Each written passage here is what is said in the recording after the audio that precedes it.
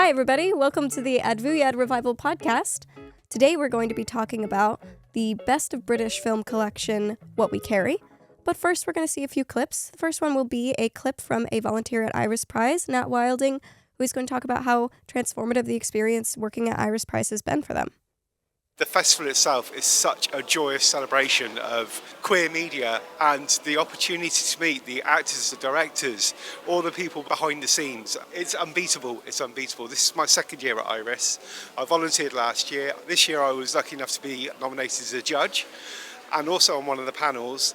And I work in a supermarket, and the chance to get involved with all these people it's just wow. It's wow. This is honestly the best part of my year. I am really emotional. I just love it here. I love it. I wish it could last forever. It's always really nice to hear that volunteers are having a great time, and I'm really glad that they've had such a transformative experience across Iris Prize. Now we're going to go into some interviews with one of the drag queens in Central Cardiff named Mahatma Khandi. Please introduce yourself to camera and describe yourself as an artist. I'm Mahatma Khandi, and I'm not a drag queen. I'm a drag icon. Seeing as it's Black History Month, what does being Black, Asian, and queer mean for you and for your art? Well, since I have a mirror, it means a lot. But it just means visibility. It means that I'm seen, I am heard, and my stories and the stories of my siblings are seen too. Last question. What does truthful diversity and inclusion look like to you? That kind of utopia is hard to see at the moment. I love my queerdom. I love it so much, but I feel like we're still like a divided society at the moment. What I would love to see is just a place without labels, a place with openness that I don't need to discuss anything about me to another person. Always really good to see that the drag culture in Cardiff is really thriving. I love to see that there is so much drag culture and queer culture just within Cardiff on its own. What do you think about the drag culture in Cardiff, Josh? I think it's growing with fame. You know, personally, my favourite drag queen is Bag of Chips. I find them really entertaining, memorable, and outstanding performances. Yeah, well. It's really just nice to see that they can be so open and out in the middle of Cardiff. Like, it's really, really nice to see that there's spaces for them. Yes, and I see St. Mary's Street as quite a progressive area as well, with so many different LGBT supportive places like the Queer Emporium and Mary's and Proud Mary's and different places like that. Yes. Yeah, no, it's really good to see. Now, we're today going to be talking about What We Carry, which is a collection of films from the Best of British nominations at the Iris Prize Film Festival. Yes. Now, What We Carry includes the film Soviet Fantasia, Yes. which I know you mentioned was one that you were really looking forward to. So tell me what your thoughts ended up being. Soviet Fantasia, I really enjoyed the story. It was, well, quite abstract, I would call it. Episodic, I would say. And the way it was filmed, it was shot on an 8mm camera, which gave it like an early 90s vibe, I would say. Yeah. It made me feel nostalgic, you know, thinking of the old films I used to watch.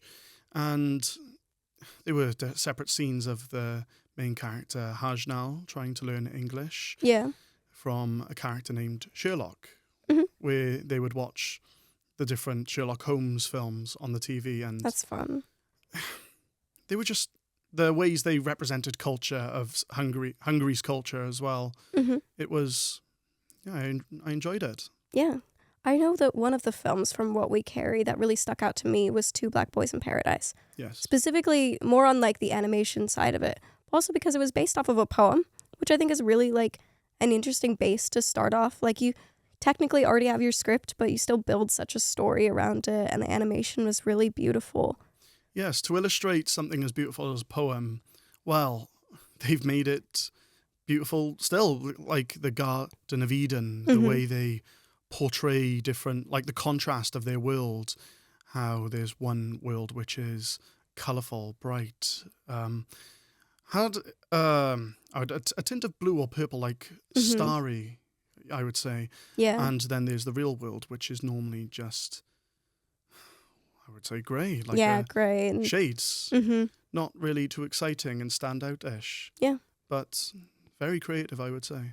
Yeah, I mean, one of the themes across this collection was the idea of paradise and where it puts you. Yes. And I know there was a very interesting representation of that in Lisbon. I think you enjoyed watching Lisbon. Yes, Lisbon was quite enjoyable to watch. There was different dynamics of how one would end up on their date, I would say. There was different wants from the two characters. And yeah. Yeah, it was a very interesting, a very like, little bit of a twist ending, little bit of a, like, you couldn't really tell where it was going. Yes. I won't spoil it, but the ending is quite surprising and it will make you want to watch the film even more. That's great. I know that another form of paradise that was represented here, again, like talking about queer safe spaces, was in Sweetheart, where they talked about molly houses. Yes. And, you know, I really enjoyed Sweetheart because it brought up a topic that doesn't get taught or even, spoken about, because I only just learned what molly houses were through that short film. Yeah, me too. And it made me want to research more on it. And the story it had behind it, it was, well, I just got so intrigued. It like pulled me in. Like the colors of all the clothes these people wore, them being themselves. Yeah. It had the right idea. It's like What We Carry had the same theme of paradise, like a haven for people to go, and escapism, I would say as well. Yeah. Escapism is a big word for a lot of these films. Yeah, definitely. And like, especially escapism with Sweetheart, with like the contrast of where they had, where everybody had to quickly leave in the morning and everybody had to leave and get out. And it was very like, there was the contrast of how wonderful and fun and safe the area inside was. Yes. With the immediate danger of the outside. And you could see the morning after how it's changed. Yeah, dramatically. Again, it's like Two Black Boys in Paradise. It's like they've taken the colors like with them, like it's gone down to a shade. Yeah. Where it seems like these safe havens, they bring, I feel like when they say bring color into it, it's like bringing a sense of joy, bringing yourselves. Yeah. And at the end, I feel like you're taking yourself out to go back into that world. Yeah. And another interesting film that I found from What We Carry was Man Enough. I think we talked about the color specifically in that as well, because it's film noir. Yes, it's noir. It's black and white. Man Enough was enjoyable. It was, well, I would say it's educational for me as well, showing me the perspective of a trans man. And, well, the story is, the person goes to see their family member and you see different power struggles between, different members of that family. And, we get a nicer, happier ending as well, which it puts a smile on my face. Hence, I would say it's become a memorable short film for me. And, well, a lot of these films, I would say they are memorable. I don't think I could say I would forget them. I'd say I would remember them for the rest of my life. Yeah. Because they're educational and they're bold. They're brave to make these decisions that make themselves strike out towards people. No, and I mean, even just Man Enough being black and white is an interesting contrast to what we were saying about color being drained, and even necessarily that being like that not necessarily meaning a cold thing. Like it almost presented a direct contrast to the other ones that were being like, oh, anything grayscale is kind of like sad and depressed, and we bring the color into it, whereas Man Enough tried to explore like without the color. I think it tried to explore it. I think it tried to explore it less with color and more of cinematography, pointing towards different, areas, like how the happier parts of the film is set in the more, I would say, urban parts of London, where it's like different graffitis and like art on the walls and everything. And then it would get to a slow part, which is on the tube. It feels lonely with the music in the background. I think the film relies on music and cinematography to help shift the mood. Yeah. No, it was really good.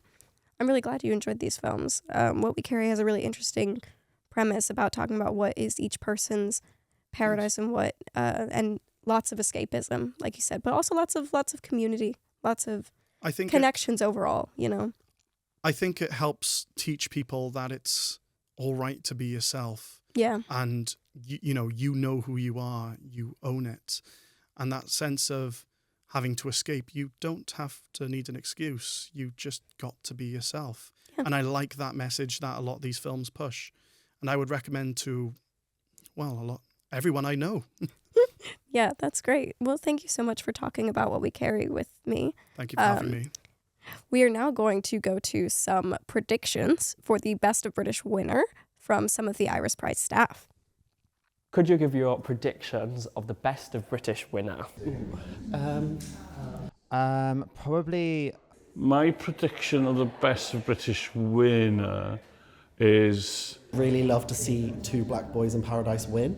It's just such a beautiful animation, along with a poem, which the words, it's just incredible. And it's, one of the films I watched this year just really made me feel something. And it would be so lovely for an animation to win, just like a different style. So, my prediction for the Best of British winner this year, I think would be Sweetheart. Prediction is Sweetheart. I think it's such a stunning film, and you can see that on the Unearthing programme on Tuesday. So get yourself there. Best British winner, very difficult because you've got 15 absolutely amazing films. The film I would like to see win is Bury Your Gaze. If I wanted to be cheesy, I would use the phrase, everybody on the shortlist deserves to win, because they are all examples of excellence in storytelling. Well, that was great. I'm so excited to see who the winner of the Best of British might be. Maybe some of their predictions will be correct. But thank you so much for watching the Advu Yad Revival podcast, which is brought to you by the Performance and Media students here at the University of South Wales.